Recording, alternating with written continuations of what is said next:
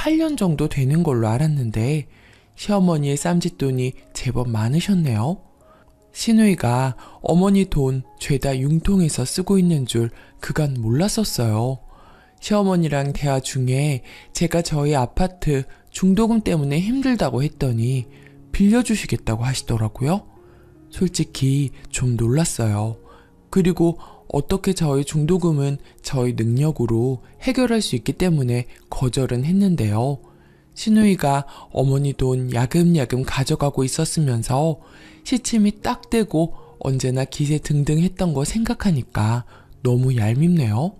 저희 신우는 저에 대한 배려는 하나도 없는 사람이거든요. 친정에 와도 손 하나 까딱하지 않고요. 그렇다고 일하는 며느리에게 미안하거나 걱정해주는 그런 거 하나도 없습니다. 여왕처럼 굴기 바쁘죠. 말도 함부로 하고 너무 거만한 게 기가 찹니다. 그리고 어머님은 자꾸 제 앞에서 집을 아들 명의로 돌려야 하는데 라고 하세요. 막상 저는 크게 그런 부분에 관심도 없는데 자꾸만 저렇게 말씀만 하시니 이제는 저 부리려고 하시는 술책처럼 느껴집니다. 집으로 유세하시는 게 신혼 때부터 지금껏 20년이 되려고 해요. 그리고 솔직히 집 전세금 빼면 1억도 안 되고요. 신우이 가져간 돈이 어렴풋이 8천에서 9천 정도 되는 것 같아요. 그럼 신우이 현찰 다 가지고 있고 어머니 갑자기 돌아가시면 방법은 없죠. 그저 시어머니는 집을 아들 명의로 바꿔야 하는데 말로만 하시고 유세만 하시네요. 시누이는 돈 욕심도 많고 아주 독하고 모진 성격이에요. 늘 돈 굴릴 생각만 하고 돈 거립니다. 그러니 무슨 일이 생겼을 때 돈 내놓을 사람이 아닙니다.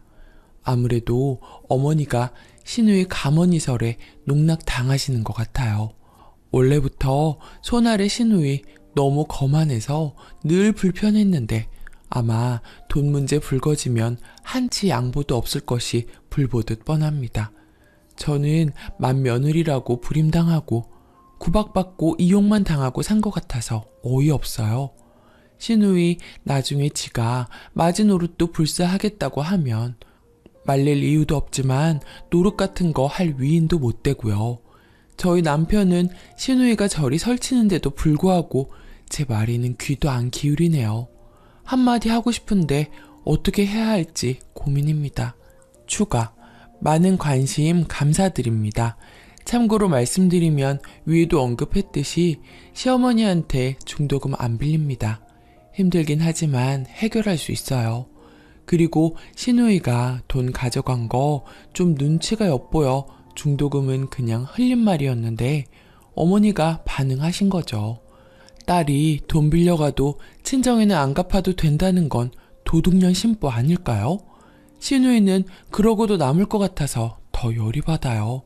그간 시누이한테 상처받고 쌓였던 게 더 큰 것 같습니다. 그렇지 않았다면 이렇게까지 열이 받지는 않았을 것 같아요. 돈이야 원래 없었다고 생각할 수도 있는 문제이지만 시누이 하는 짓이 정말 밉상이거든요. 지 오빠한테는 너무 여우같이 예쁘게 보이려고 합니다. 하지만 저는 물론이고 저희 아이들한테는 쌀쌀맞고 냉정합니다. 너무 여우 같은 시누이 앞에서 속절없이 당하는 제가 너무 바보같이 느껴지고 황당해서 하소연해봤어요. 집에 들어가니 시어머니는 시누이 사진 닦고 계시고 자기 딸은 너무 아까워 부엌 근처에는 얼씬도 못하게 하시는 분이 돈까지 다 빌려주셨다고 하니 속상하더라고요. 팔이 안으로 굽는 건 맞는데 남의 자식 대하듯 며느리를 이렇듯 소외시키고 자기들 좋은 대로만 행동하는 시어머니랑 시누이가 얄미워요. 늘 부엌부터 들어가는 며느리에게 말 한마디 따뜻하게 할 줄 모르는 시누이. 더 이상 상대 말고 무시해버려야겠어요. 자기 친정에서 돈을 빌리던 말던. 그리고 집 명의 문제는 남편 보고 적극적으로 알아보라고 하려고요. 괜히 며느리가 나섰다가 모양만 이상해지니까요. 조언 정말 감사했어요. 댓글 1. 쓰니님 서운하고 섭섭하시죠? 오죽하면 봄볕엔 딸 내놓고 가을볕엔 며느리 내놓는다고 하겠습니까? 쓰니님도 아이들 계시지요? 옆집 아들딸하고 내 아들딸이 같은가요? 달라요. 시어머니가 시누이를 아까워하고 사랑하는 거 그건 뭐 어쩌지 못해요. 님도 대신 님의 친정에서 사랑받는 딸 아닌가요? 누가 이해해주기 바라지 마시고요. 님의 권리 스스로 찾으세요. 며느리라 왜 부엌부터 들어갑니까? 그것부터 바꾸세요. 시댁 발길 자주 가지 마세요. 서서히 줄이시던지요. 댓글 2. 야박하시네요. 시어머니한테 용돈 드리는 20만원, 말 그대로 용돈이지 생활비는 아니죠. 결국 시어머니가 약간의 경제력이 있다는 건데 설사 경제력이 없어도 내 손 떠난 돈의 쓰임 출처까지 이렇게 검사해야 하는지요? 어머니로서는 시누이가 딸인데 아들만 자식인가요? 그리고 아들, 딸 입장을 떠나 자식된 도리로 용돈 드리는 거 아닌가요? 아들이라 나중에 집 물려받을 생각에 용돈 드리는 것인지요? 그냥 내 남편의 부모니 말 그대로 용돈 드리는 거로 생각하세요. 집집이 모두 경우에 따라 다르겠지만 시어머님이 재산을 물려주시면 고마운 거고 안 주셔도 할 수 없지 않나요? 시어머니 재산 시어머니 맘대로 하시는 건데요. 조금만 너그럽게 생각하세요. 두 번째 사연. 의사 아들이라고 생활비 300만 원 요구하는 시댁 힘들어요. 저는 결혼 3년차 주부입니다. 30살 간호사와 33살 레지던트로 만나 결국 결혼까지 꼴인하게 되었습니다. 그런데 결혼할 당시에 저도 사회생활을 늦게 시작했고 신랑도 사회생활을 늦게 시작해서 모아놓은 돈이 한 푼도 없었습니다. 게다가 양쪽 집안의 형편이 좋지 않았던 터라 예단 예물 혼수 다 생략하고 결혼식만 올리기로 했습니다. 이 생각은 전적으로 제 신랑의 생각이었고요. 그렇게 결혼을 하고 신랑이 전문의를 따면서 신랑 앞으로 대출을 받아 34평 아파트를 한 채 장만했습니다. 거의 대출을 이용해 아파트를 분양받은 셈이 되겠네요. 그리고 남편의 연봉이 8,500인데 전문직이라 세금이 꽤 많이 떼이는 편입니다. 참고로 저는 신랑의 권유로 일을 그만두고 2세 계획에 전념해 있는 상황이고요. 전적으로 신랑이 받아오는 월급으로 생활하고 있는데요. 그 월급의 50% 이상은 대출 상환금으로 나갑니다. 원금 플러스 이자 포함해서요. 그리고 집을 사면서 승용차까지 사서 할부금이 나가고 있는 상황이고요. 거기에 각종 보험, 세금, 생활비, 적금 등등 게다가 신랑 의대 다닐 때 학비 대출 받은 거 장기를 받아서 아직도 남아 있습니다. 그거 다 떼고 나면 100에서 150 정도가 남습니다. 그리고 제 신랑의 계획은 시댁의 용돈 70만원, 저희 친정에 70만원 이렇게 드리려고 했었다고 합니다. 그런데 저희 친정 같은 경우에는 넉넉한 형편은 아니지만 아버지가 공무원이셔서 두 분 먹고 사시는 데는 지장이 없기에 저희 형편에 맞춰 용돈을 30만원으로 줄이자고 했고 얼마 전까지만 해도 우리 집 30만원, 시댁 70만원 이렇게 용돈을 드리고 있었는데요. 이번 시어머님 생신 때 시어머니께서 저희 신랑을 안방으로 부르시더니 다른 의사 가진 부모님은 예단에 지참금까지 받는다던데 우리들은 뭐냐? 그런 거 하나 받은 거 없고 완전 꽁으로 결혼을 했어. 용돈이라도 한 달에 300만 원 줘라. 그래야지 원 이거. 저희 신랑도 월급 받으면 뻔히 어디로 들어가는지 잘 알고 있었기에 착잡해 했었고요. 그리고 이번 달 시부모님 용돈 보내드리던 날짜에 도저히 300을 맞출 수가 없어서 일단 100만 원을 보내드렸더니 다시 저희 통장으로 재송금을 하셨더라고요. 그걸 알게 된 신랑 화가 났는지 바로 시댁으로 전화를 하더라고요. 요목조목 설명시켜 드리더라고요. 앞으로 연봉 협상이 더 잘 되면 그때 300으로 용돈 드리겠다고 사정 아닌 사정을 하고 이해를 시켰고요. 그런데 그 후부터 시부모님들의 태도가 180도 달라지셨습니다.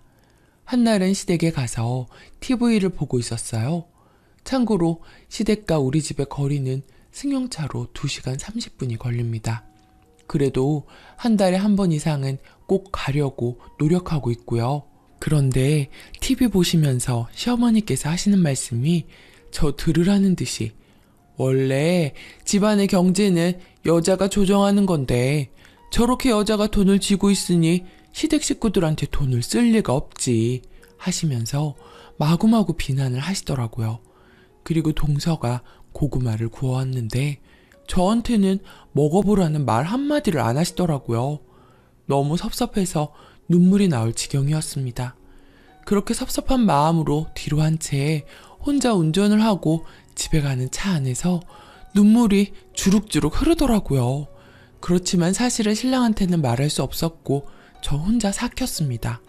신랑이 알게 되면 속상해할 테고 신랑 성격에 분명 시부모님들께 한마디씩 할 것 같아서요. 그냥 저 속으로 삭혔습니다. 그리고 이렇게 글을 올려봅니다. 정말 시댁과의 갈등이라는 게 한번 골이 생겨버리니 돌이킬 길이 없다는 것 같다는 생각이 드네요.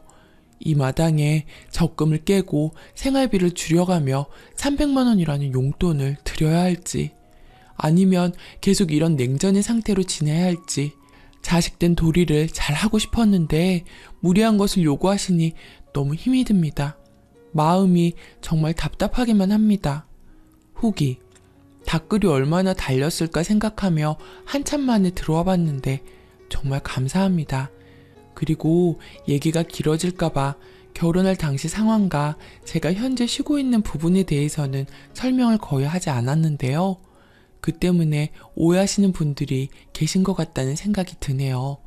우선 제가 결혼할 당시에 혼수와 예단 그리고 신랑 측에서 해주기로 한 예물 다 생략했다고 말을 드렸었는데요. 이야기하자면 너무나도 길지만 최대한 줄여서 얘기를 해보자면 저희 아버지가 공무원이시긴 하시나 어머니께서 꽤 오랜 투병 생활을 하셨던지라 집안 형편이 많이 좋지 않았습니다. 물론 지금은 완쾌되셨고 형편도 어느 정도 자리를 잡은 상황이고요. 하지만 그때 당시 저는 아무것도 가진 것도 없는 내가 무슨 결혼이겠느나 싶어 일단 결혼은 포기하고 살고 있었습니다. 그러던 중에 지금의 신랑을 알게 된 것이고요. 그때 당시 제 신랑 끊임없이 저에게 다가왔고 제 마음 잡으려고 고생 많이 했던 사람입니다. 그럼에도 그런 신랑의 마음 저는 받아줄 수 없었고요.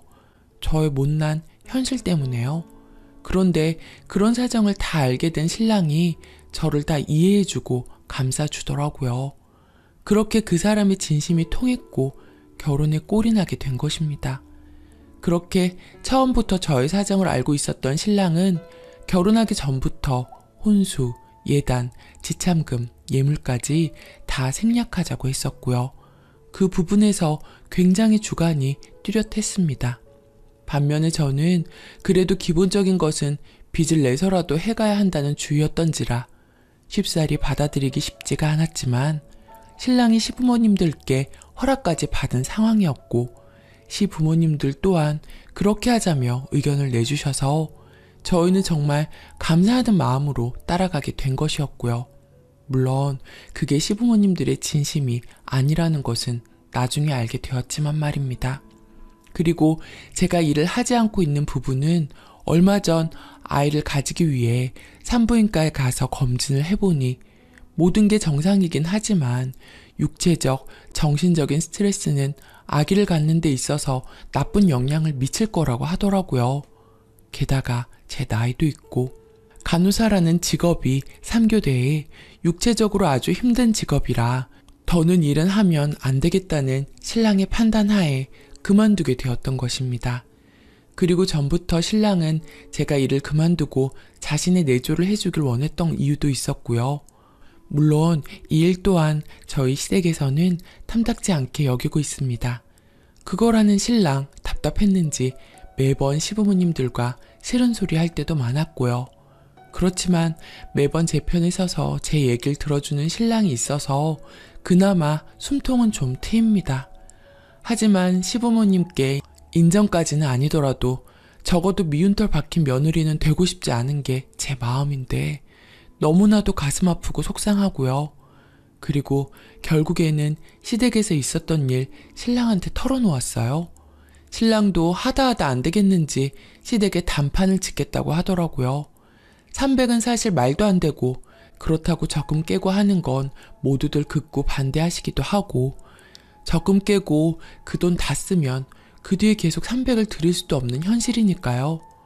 모든 게 너무 무리된다 싶은데 저렇게 화만 내시니 시댁하고 사이가 틀어지더라도 결판을 내자는 것이 신랑 입장이자 저의 결론이네요. 마음이 모질어야 하는데 가슴이 아픈 건 사실이에요. 시부모님 공경하면서 잘 살고 싶었는데 뜻대로 되지 않네요. 모든 조언 감사합니다. 답글 써주신 분들께 감사드립니다. 댓글: 남편분에게 말하는 게 좋을 것 같아요. 혼자 삭히면 그게 병이 됩니다. 저도 한 달에 신랑이 벌어오는 돈 160 가지고 생활을 하는데요. 이래저래 시댁에서 돈이 없네, 뭐가 필요하네 이래서 들던 적금마저 깨서 해드리려고 하니까 이제 자연스레 그런 얘기를 하십니다. 한 번 했던 행동이 이제 버릇이 되어서 저희는 땅 파면 돈 나오는 기계인 줄로만 아세요. 그러니까 절대 적금 같은 거 깨지 마세요. 저처럼 후회하시지 마시고요. 얼마 되지 않은 적금이었지만 깨고 나니까 적금 다시 넣기가 힘들어지더라고요. 님 글을 읽고 울컥했습니다. 약간 저와 비슷한 처지이신 것 같아서요. 님 힘내시고요. 남편분과 이야기를 해보세요. 자식들이 부모 돈 벌어다 주는 기계는 아니잖아요. 또 아예 생활비 같은 거 안 드리는 것도 아니고 친정보다 더 드리고 있는데 왜 그렇게 욕심이 많으신지 모르겠네요. 동서한테는 이렇게 바라시지도 않으시죠?